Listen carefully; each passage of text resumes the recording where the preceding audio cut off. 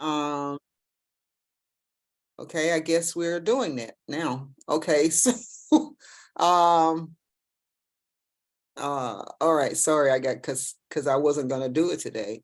So I'm just gonna do the part about where I talk about the Glasser Institute, and then I'm gonna ask Judith and Marty to ask people how they're doing and do that part. And so I'm Gloria Cisse. I am the chair of the William Glasser Institute's Diversity Council. And this conversation, the Difficult Discussions in Diversity, is sponsored by the Glasser Institute for Choice Theory. And I always say that this is one of this idea and this process is one of the things that I have really become excited about as far as the Glasser Institute is concerned, because one, I don't see every theory, every organization that practices any type of psychology out there kind of trying to promote diversity and use their theory as a tool for diversity. And two, I really believe that if we got the world to use choice theory, then we could help to eliminate a lot of the issues that we have, and it's among people. And so I think of choice theory as, and sometimes I get confused by this, and so y'all have to help me, but the secular way, and that's non-religious tool to use to help us to move in the direction of having better relationships with each other.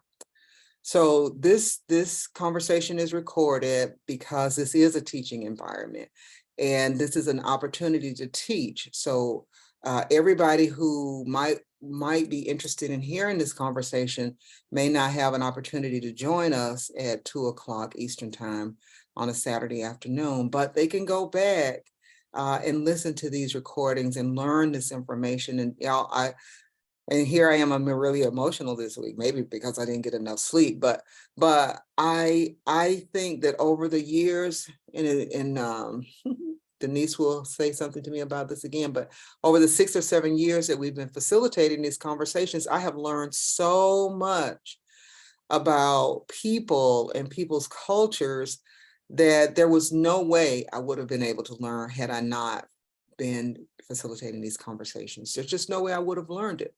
And so I think that's invaluable. The more we know about each other, the more familiar we become with each other, the less afraid we are.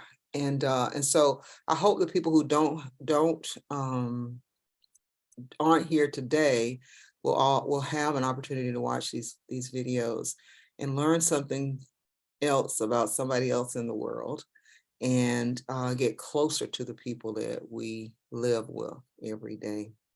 I'm going to turn it over to my wonderful friends, Judith and Marty, and they will do the rest of this. I'm out of town, out of the country, actually, this week.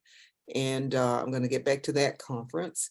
And Miss Jody, who is one of my wonderful co-workers, and Angelica, who's another one of my wonderful co-workers, are going to manage the technical part of what's going on and fit in, do the stuff that they can do to help make this work. And Doug is going to lead the conversation today. But thank you all for coming. Thank you for being my team. And I'm going to go on and do this other thing. Enjoy Ireland for me. Thank you. I will. Have a scone or an Irish coffee or something on my behalf. Okay. So scones are probably something they do here. Oh, yeah. Oh, okay. And I'll see you next month. That's right, because I'm coming. I got to your place. You'll be in Seattle. All right, y'all. Thank you. Now I'm going to leave. Okay, I can leave the meeting. Okay, without messing anything up. Okay, bye-bye, y'all. Love y'all.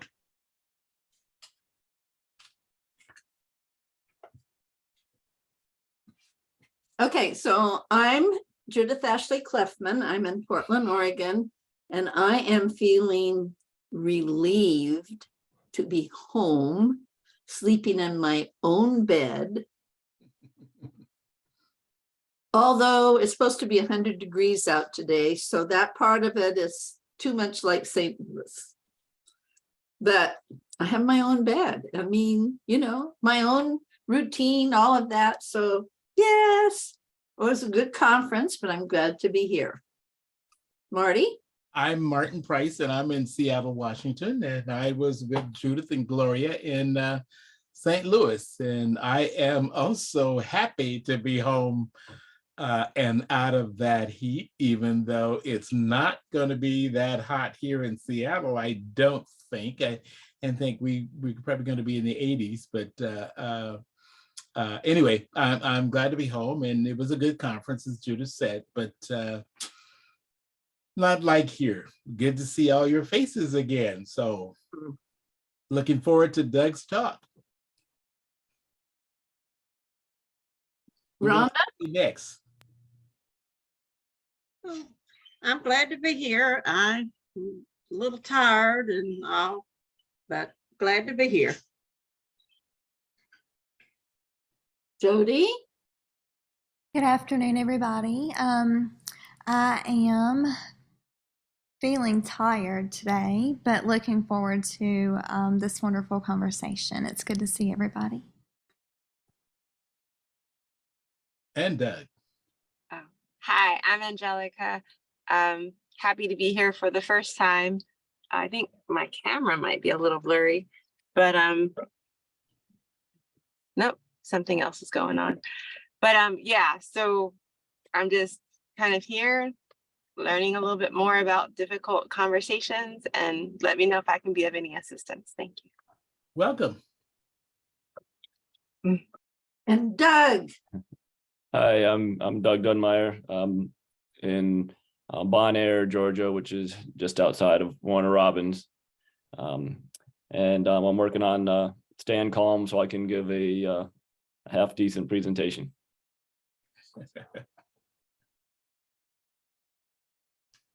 I'm sure you. Shall we just turn it over to Doug? Yep. All right. Okay. I will get the presentation going. Just give me a few moments, please. And Doug, I can make you a co-host if you have a PowerPoint or anything that you want to share. Oh, okay, sure. Yeah, I guess I will need at least screen sharing enabled. Co-host is fine. I'm gonna let's see if I can get the screen share. So yeah, the host has Angelica, you may have to do it. It looks like you're host and I'm co-host. Yeah, Angelica. There should be like a security icon, and I think you can set it there. Okay, she just. Oh. Thank you, Angelica. There we go, Doug. All right. Be ready to rock and roll. All right. Okay, so I want to share desktop 2. I don't have any sound. Okay. Okay. That's the first. All right, just another moment, please. You're doing great, Doug. There it goes. Uh-oh. And I'm gonna have to quit and reopen to enable the screen sharing. This is I recently got a new computer, so I will be right back. Excuse me.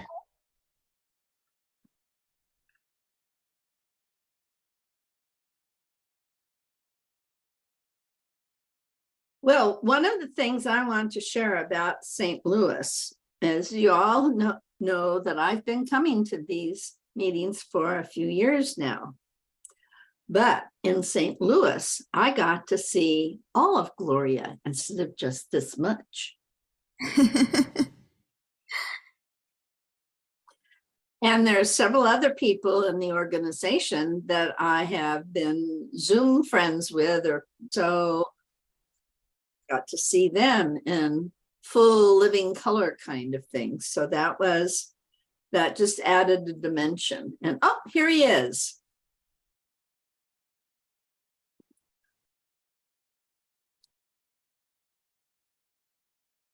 and I gotta unmute it. All right. I'm back in business here. Can everyone see that there should be a, says employment and beyond? Yes. Okay. Well, thank you everyone for your patience. I'm up and I'm rolling now. So what I wanted to do is I read a really great article, and just kind of wanting to share that with everyone, and just have a few highlights from one part of that statement. And that statement is the Baha'i International Community's statement about the future of work. It was titled Employment and Beyond.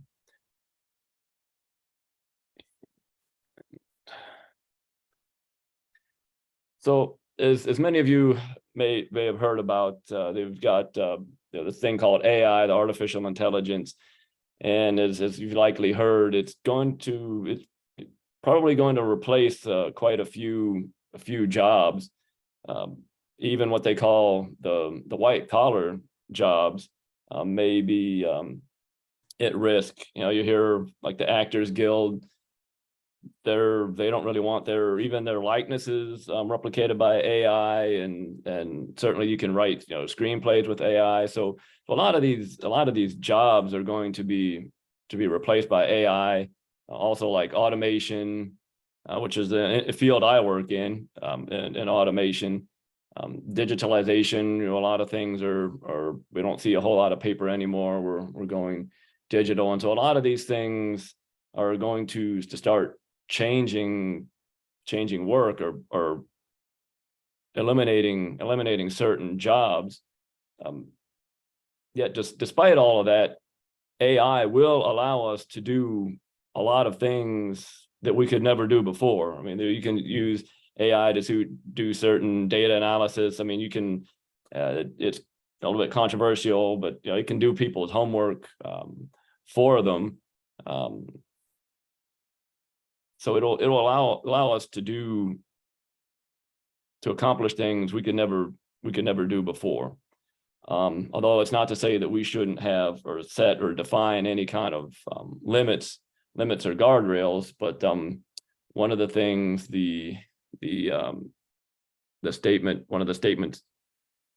one of the points it wanted to make,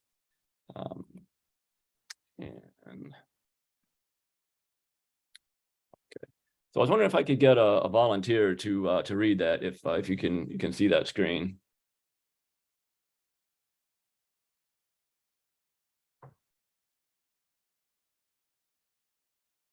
Hey, Judith, I think you're still muted. All right. Do you want one of us to read that? Oh, yes, please. If one of you if you would be so kind to read that, yeah. A much fuller conception is needed of the many kinds of contributions that promote a flourishing society, along with practical means to support them. The aim must be societies that draw effectively on the capacities of all their members. Yeah, and that was one of the things that stuck out for me, and I guess it's sort of maybe the heart of what this article is about, is drawing on the capacity of all the members of a society. Okay. So I went too far. Okay. I was wondering if I could have another volunteer to read the next one. The need ultimately is an economic system that refuses to exploit some for the benefit of others, a system in which the dignity of all is recognized and the needs of all are met. Thank you.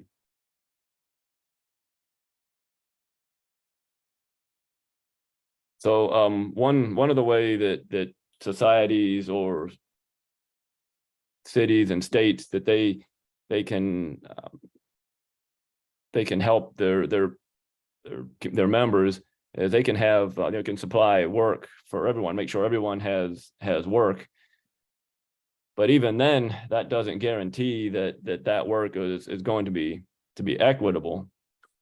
I know there's lots of people that like you have some people that work at McDonald's, and they might be working a huge number of hours, but they still can't provide for their families, and so the next point. If somebody would be kind enough to read that. Progress toward more equitable societies will require a broad-based expansion of social and moral capacities. In addition to technical skills, the real-world results of capacity are determined not only by a person's potential to achieve goals, but also by the types of goals she or he embraces. Yes, thank you. So what that says to me is that it's not necessarily always how much education that you have, but what it is that you do with it. You know, for example, one of the examples we have is like nuclear technology. It can provide relatively clean and efficient energy, but it can also be super destructive. You know, as in when the bombs were dropped on Hiroshima and Nagasaki.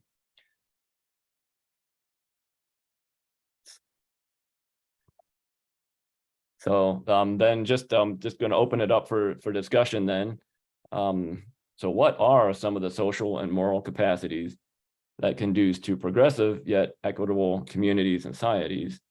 And also, what are the ways in which we can implement these in our communities? And I'm going to go ahead and post those quotes in the chat if anybody would like to refer back to them. And I'm just going to kind of open it up for discussion based on some of those points. If I can find the chat.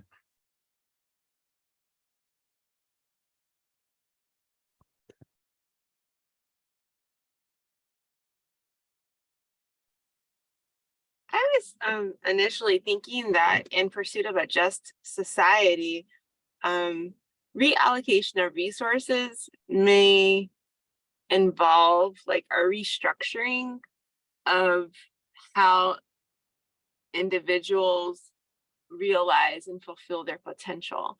So say like our educational system is structured that, you know,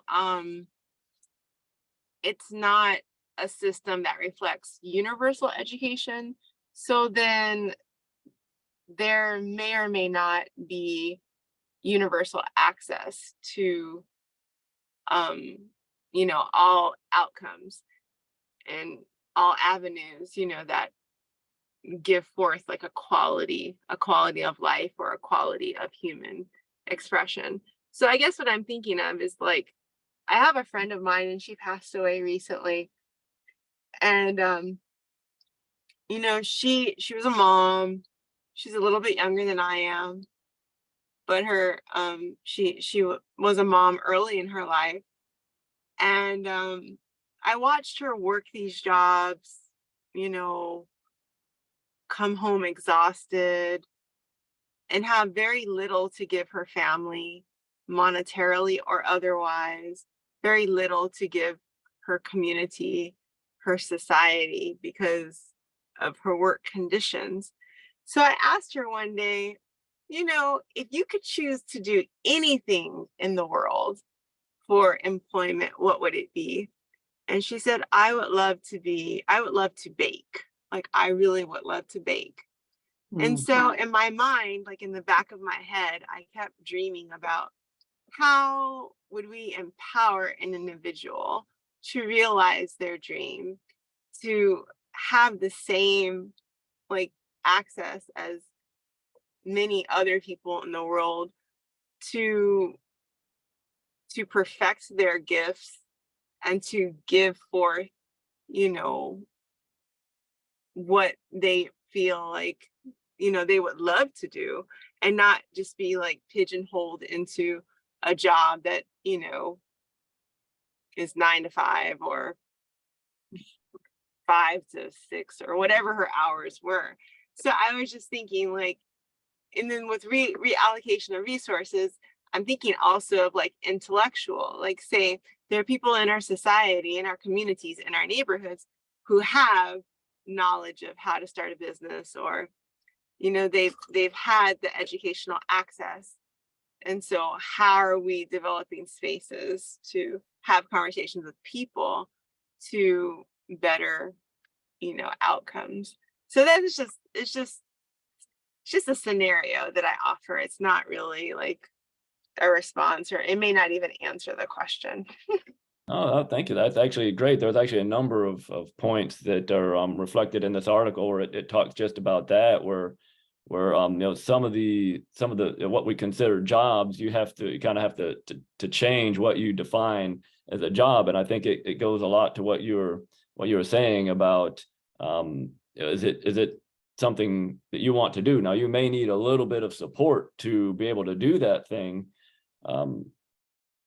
And it would, if we put things in place to help that to happen, then those people could actually give back more to society, rather than trying to have them come up with those resources themselves. And I also like the other point that you brought out. You may have a number of people in your community that have knowledge about something, and how can we you know, structure societies, or what things can we do to help, you know, connect those people within a society, and that they can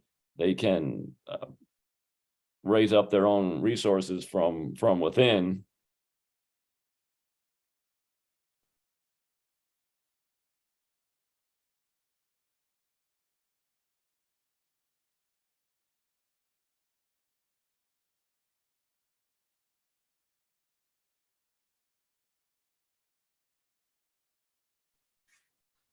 I'm also kind of thinking about opportunities. Sometimes we limit it for opportunities based on our racial or ethnic, you know, background, even to this day.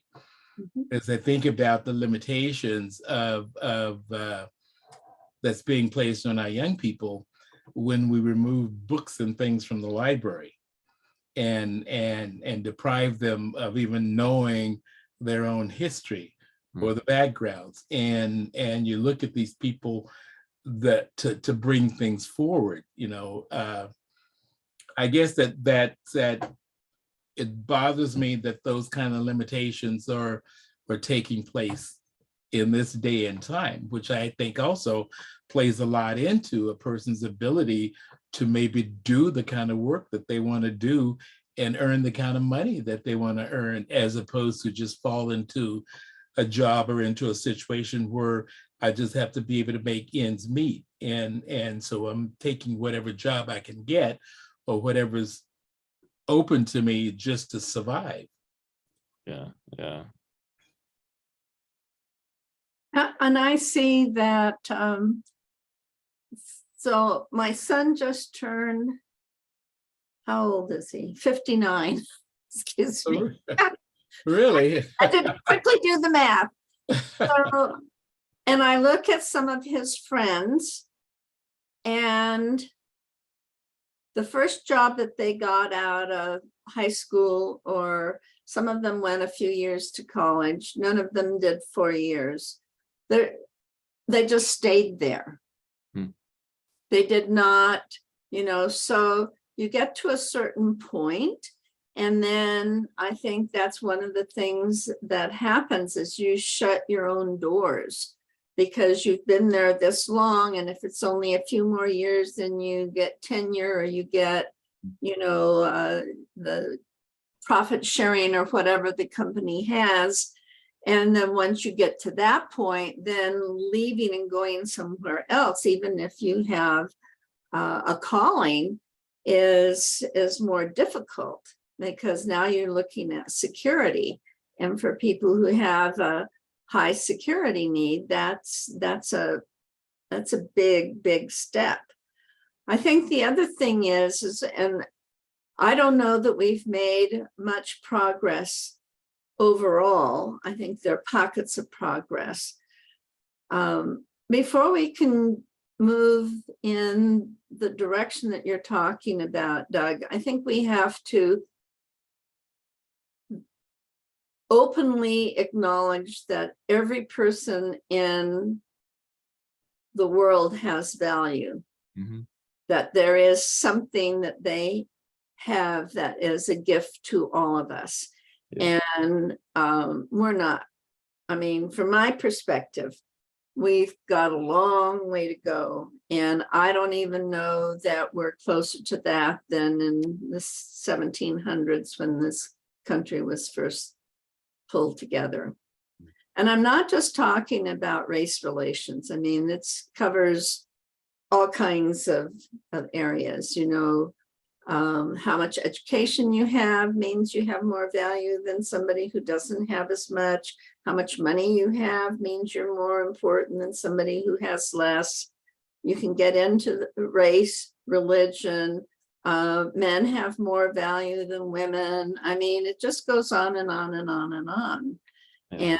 And, you know, that's, so as I say, there are pockets that I think we've made some progress, but in terms of us really looking around and saying, everybody that I see has some value to the world in which I live, I don't think we're there. And I don't think until we get to that place, or a lot closer than we are, that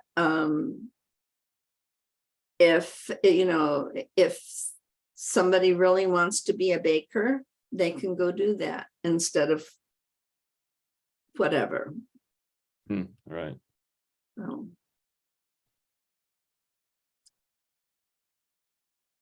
Hi, Victoria. Hello. Hello. Gloria's in Ireland. So excited for her. She told me about her experience or her going. Yeah, yeah. So we have Rhonda and Jody, your thoughts?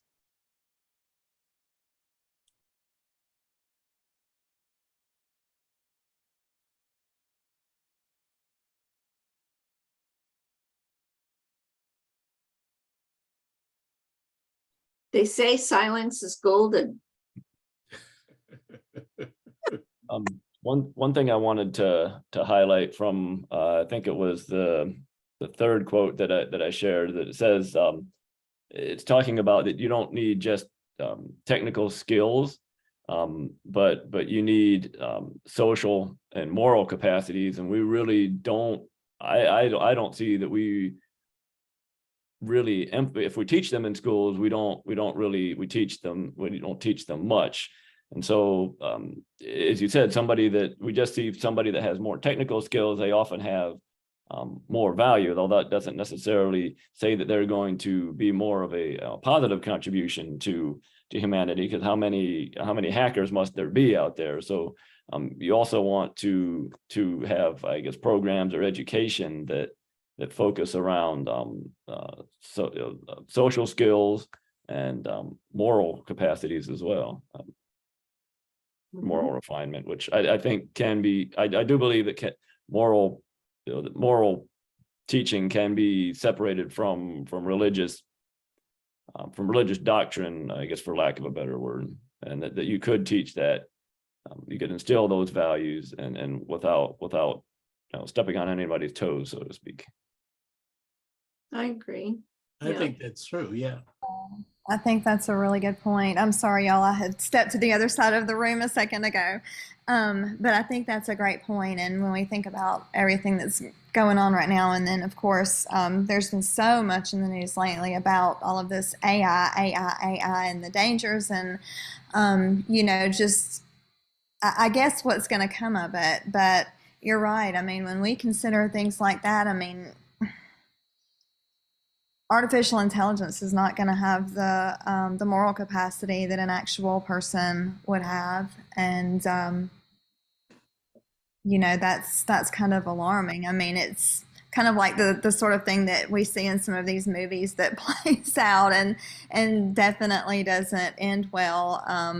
We need people and not robots to to be in charge of society and employment and all of those things. Sure, they might save money by bringing in bots and things like that, but you know, you're sacrificing human relationship when you do that. So, and you can't really put a price on that. Well, and I look at this last week and, you know, getting back in the groove and doing phone calls and catching up kind of thing. I can count on, I had this many phone calls that were answered by a real person. This many. Did I eventually get to see a real person, talk to a real person? Yes, but the initial encounter is with an extremely, I was going to say efficient, user-friendly. I mean, initially, it's like a real person. They've come so far. It's like there's tonal inflection and that kind of thing. The challenge is, they always say, in a few words or phrases, what can I? Well, now I know, number one, it's artificial intelligence. And number two, I know that AI will become extremely frustrated with me because I can never say what I want in a few words or a phrase because I don't know what I'm talking about. Therefore, I'm trying to explain some technical something or other. And, you know, and it's, I'm sorry, I don't understand. Could you please repeat that? And I just go, customer service, customer service. Yeah. And eventually I get a real person and things are fine. But it's just amazing how initially it's like, I think I've got a real person on the other end of the phone. And no. Well, we certainly experienced that last week. I don't want Vicki to get upset, but this was about the hotel staff. Now, once you were able to get somebody, everybody was very nice. But if you want to call the operator and you dial 0, you may never get them. And I never did. Well, I shouldn't say that. Occasionally I did. The thing is that you talk about the artificial intelligence. What was it? You were supposed to use your phone and take a picture of the Q code, the Q, whatever code and all of that. And you're supposed to have all your answers. And boy, if you're not really computer savvy or phone savvy with Q codes or whatever they are, I mean, you're just kind of out of luck, which I was. A few times I had to go down to the front desk to say something to a person because I couldn't get them by the phone and I couldn't find the maintenance man's number, you know, because I didn't know how to do the Q code kind of thing. So it's talking about artificial intelligence getting frustrated with you. I'm thinking about me getting frustrated with all of that, you know. So if you don't really eat and sleep this stuff practically, then you're kind of, you know, up the creek. So true. We went to a restaurant on vacation week before last, and you sit down at the table and there's this thing in the middle of the table and it's a QR code that you have to scan in order to view the menu. And I'm thinking, how come I can't just get a menu to look and see what I want to have to eat? I mean, and then I think about my grandmother who just turned 100 and still has one of those little, you know, just the little flip phone that doesn't even text. It's just so that she can dial a number. She wouldn't even be able to look at a menu. Right. Ridiculous. And that's actually quite dangerous, especially at a restaurant, because I just went through, we had a little training thing where if I'm a hacker, I can print out that QR code and I can be pretended looking at my menu and I can put that sticker on there. Now you're not going to that restaurant's menu, you're going to my malicious site. So you have to really, like that restaurant, I'd probably ask them if they had a different way, because that really opens you up to you know, if you have protection on your phone, which I don't know that a lot of people do. If you have, virus scanning and a application to detect malicious websites, you'd probably be okay. But we were just had a training about QR codes and how a hacker can replace them with their own with a sticker. Wow. Scary. That's scary. So That is- Marty, I have to agree with you. I couldn't get people by phone either, and I had to end up going down because you called maintenance or you called laundry or you called whatever, and you didn't get a human being. Wow. Yeah. Yeah. So I met Regina from maintenance who gave me a detailed description of how pressured toilets work. And she gave me her card so I could call her directly, Oh, wow. because I was like, but, and she said, here, Miss Judy. Oh, Miss Judith, she corrected herself. And you just call me. I'm here until 4:30 on Friday. And I just lived with it. So, once I understood how they worked and how they didn't work, then it's like no point in having them come up because they can't fix, they're not going to change out the toilet. So, just live with it. Mm. But, when you got a hold of real people, they were extremely, extremely helpful. Yeah, and that was my experience too. Once you got a hold of someone, Yes, once you got then a hold of they were them. all But- very, very, polite and helpful and whatever. And I have mixed feelings about some of that in some ways because I'm very resource conscious. And so all of the paper, for things, if it's just that maybe there isn't, but is there a way to have something in between where you're not using your phone all the time? Because that actually is resource. You're using electricity and all of that, or, the battery power and all of that. Maybe everything doesn't have to be printed, but, it would be nice to have something in between. For those of us who are not as, and I have no intention of becoming that technologically savvy. So, but one of the other things, Doug, is does the article talk anything at all about the challenges businesses seem to be having in having enough employees to have? That's one of the things that I see.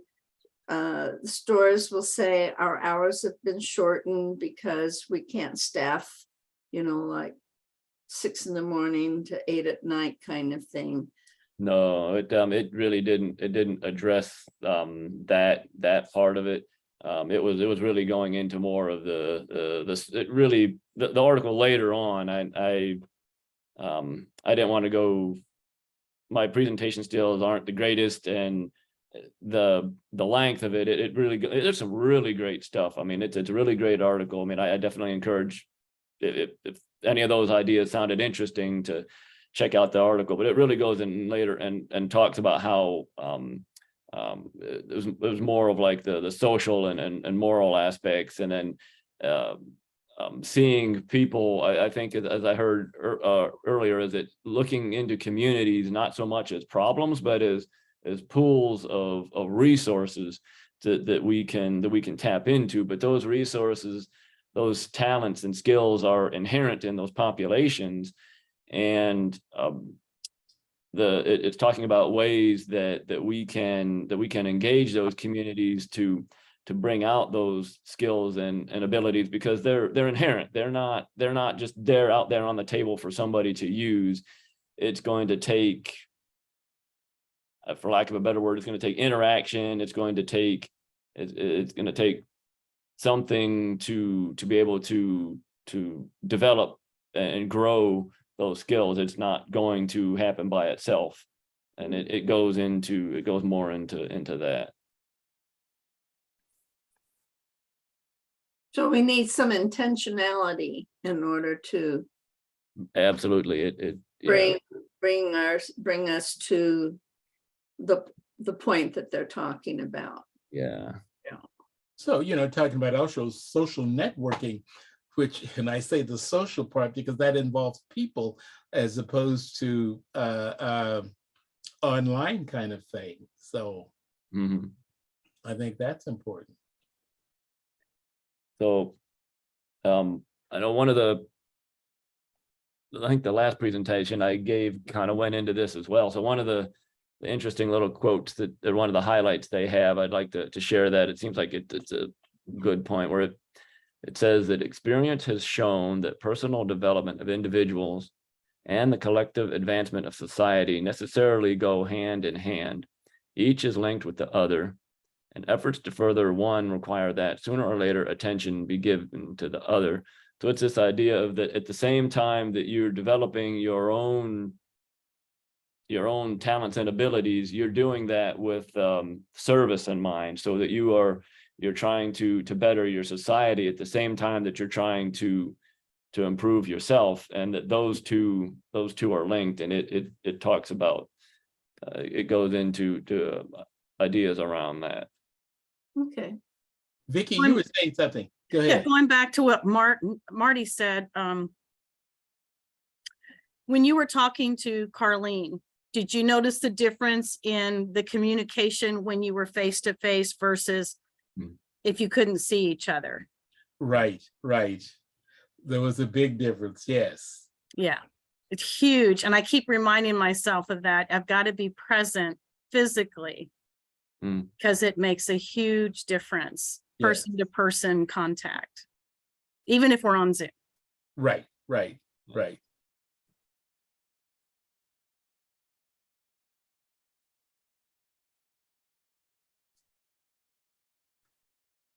I say Zoom is great. Maybe one of these days we'll all get to see each other in person. Only get to see Doug and Rhonda and Jody on Zoom all these years. So maybe one of these days we might get a chance to see each other in person. The whole you. Absolutely. Yeah, when we met in St. Louis, it was strange seeing a whole person when you're only used to seeing Judith from the neck up. It So, definitely is. Yeah, that's true. That is different. That takes a minute to get used to sometimes if you've only ever seen them on Zoom. yeah. Well, we ought to all get together in 2024 in Chicago.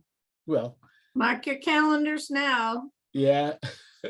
Yeah, I'm planning on it. I couldn't make it for this one, but I'm planning on making it for that one. That'd be Good. great. Yeah. Yeah, we were in Tampa. My grandmother turned 100, so we were down there, and so I couldn't make St. Louis, but I'm looking forward to next year. Well, that was a special occasion all on its own. So Absolutely. yeah. So I think the conference dates are July 4th through 7th, something like that. Third starts on the 3rd. Starts on the 3rd. Yes. Where my phone No, it is. says June 30th, but that's also board meetings and faculty day kind of thing, June 30th. I'll know more by the end of the month because we're having our international meeting. I was looking for my phone. I think July 4th is on Wednesday. Is that correct? I believe so this year. This coming year. Yeah. In 2024? It It was on Tuesday this year. year. Yeah. In 2024, it'll be Wednesday. So they'll start Wednesday night, Yeah.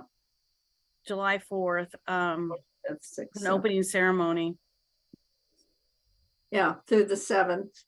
Yeah, and I found out that the contract has 3 days prior to the conference and 3 days after the conference, we'll have the hotel rate, the conference rate. So I'm going to take advantage of that.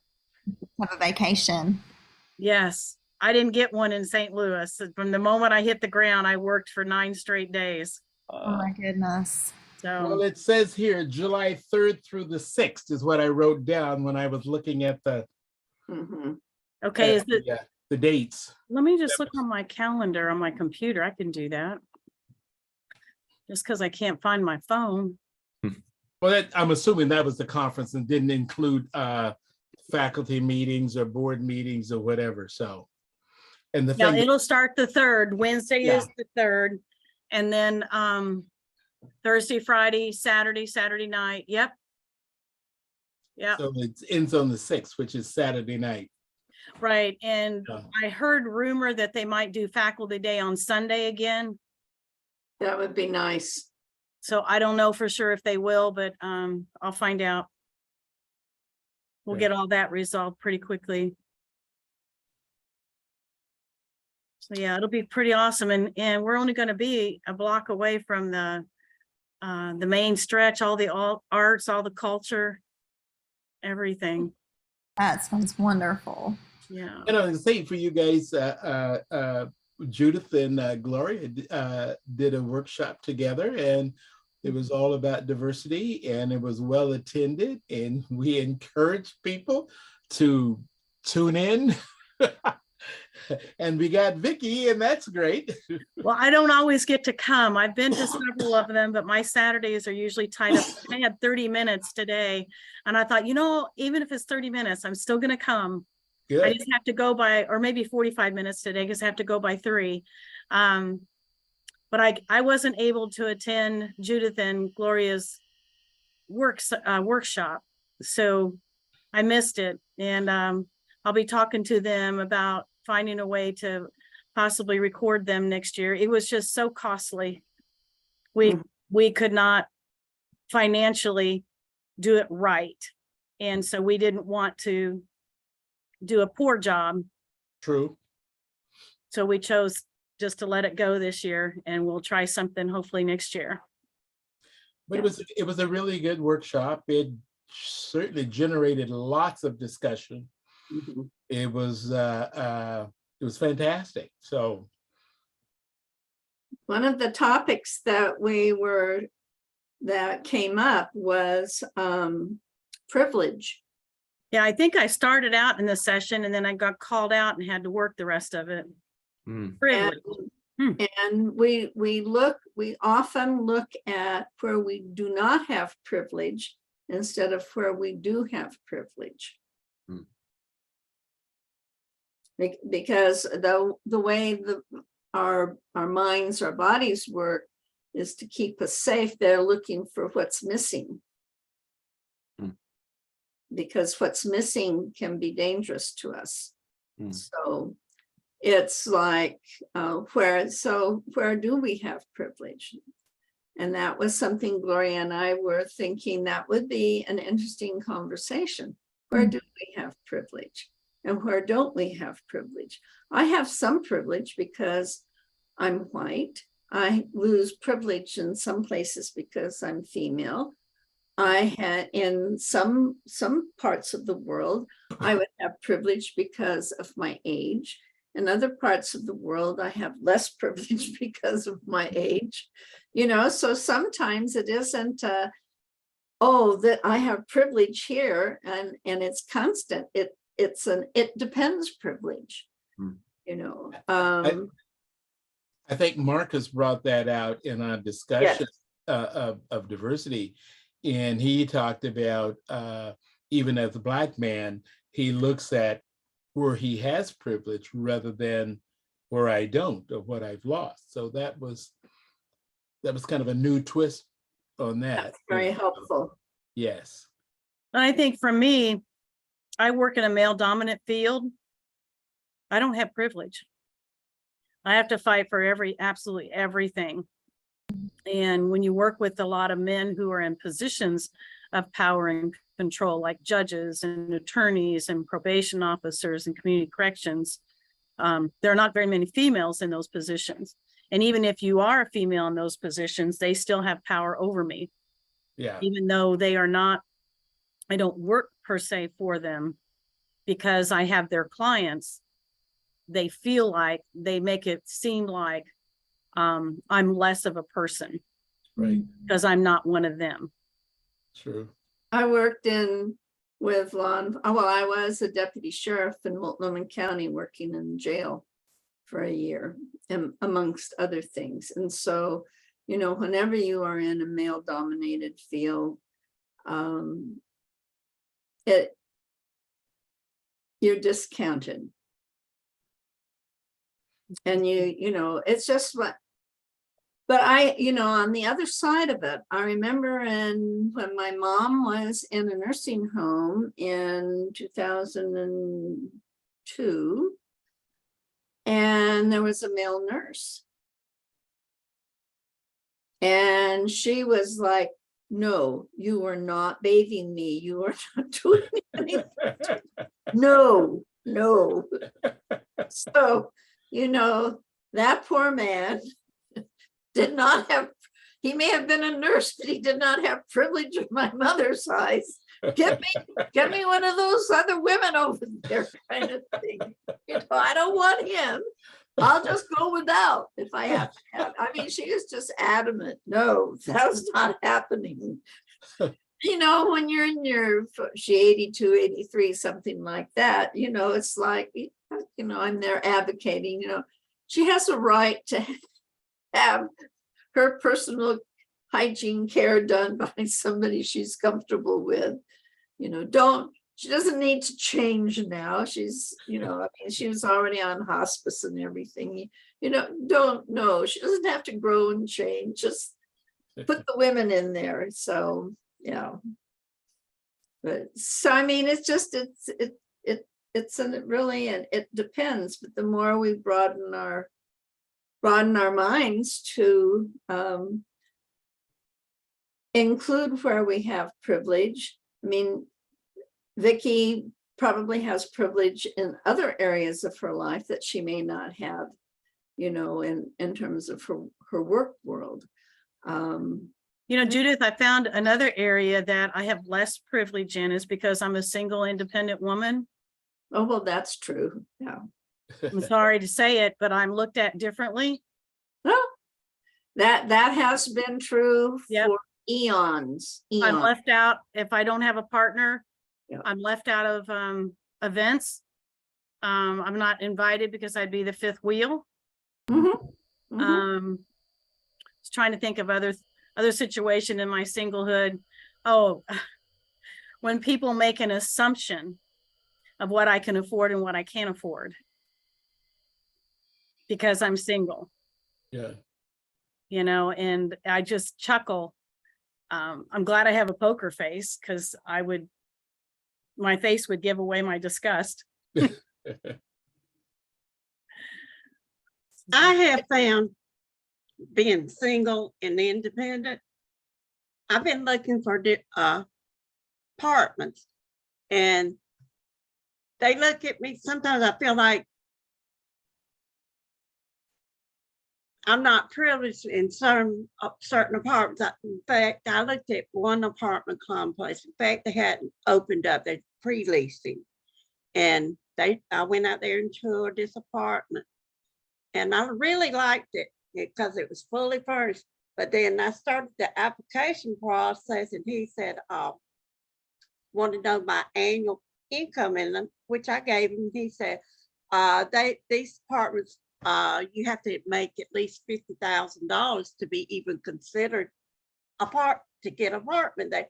I said, well, I looked at him, I said, well, I'm not Bill Gates, but I felt like I was not privileged to be in that type of apartment because being single, independent, they figure, oh, she don't make that kind of money. She don't make that much money come and can't be in this apartment. And I've been finding that a lot in apartment searching, that I can afford it, but they don't think I can afford it.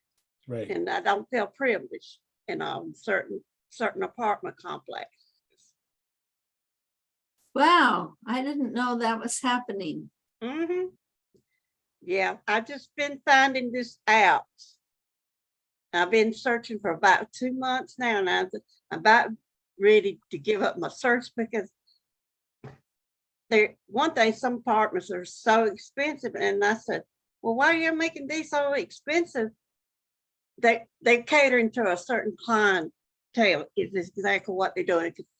That first one I looked at, they're catering toward the Bill Gates and the ones that's got the real money, and I said, because there ain't no way a person like me can go in there and pay that kind of rent. It's just ridiculous. And Rhonda, sometimes I say, I work too hard for my money to pay for something like that. Yep, me too. Even if I can afford it, I may say, mm-mm. It's not No, worth it. it's not. Worth it. And all the excuses that people have made about why they've had to raise their prices. And unfortunately, in my industry, I didn't get to raise my prices to offset the inflation where everyone was raising it so high. So I took a huge pay cut for 2 years because I can't raise my rates. Yeah. I'm paid by what the insurance companies say, and they weren't raising their reimbursement rates. They want to keep that money. Oh, yes. Oh, They yes. might have raised their premium rate. Oh, I know, but not their reimbursements to providers. Yep. So it's And that's why a lot of times I would avoid becoming a preferred provider, because then you have to agree to only bill a certain amount. And I had a woman who worked for insurance companies says, that's okay. You know, if they're only going to pay you a certain percentage of what you of what you build, and she said, just raise your fees and bill them anyway, and you'll end up getting exactly what you want. So that's what I did. That's right, Marty. We bill 3 times the Medicare rate, Yeah.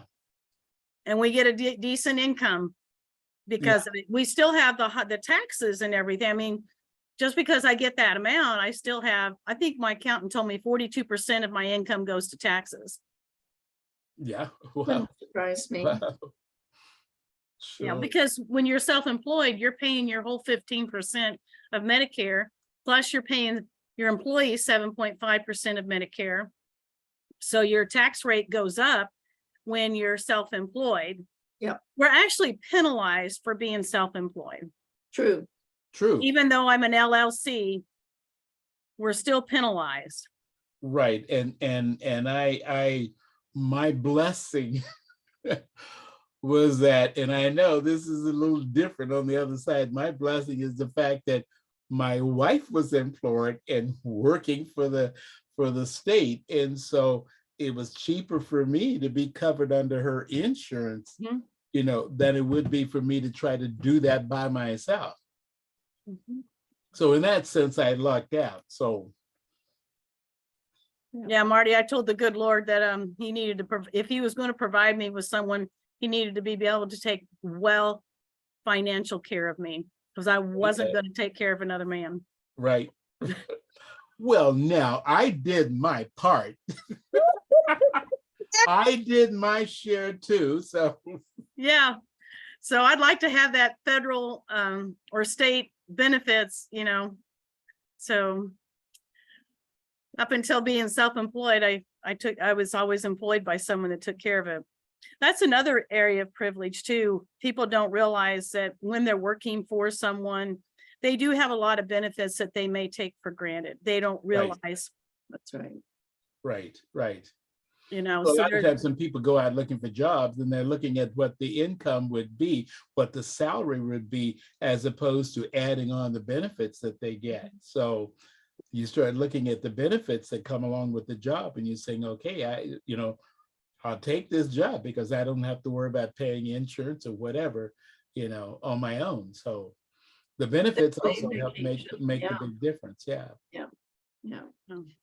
So we are at noon Go. Pacific, 3 Eastern.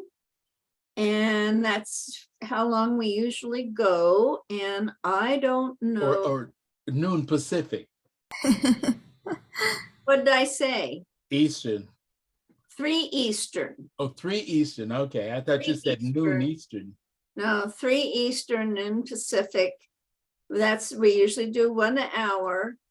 I'm looking at, they have a little sun on my computer that has a little red dot, which means it's bad out there. Don't go breathe the air out there.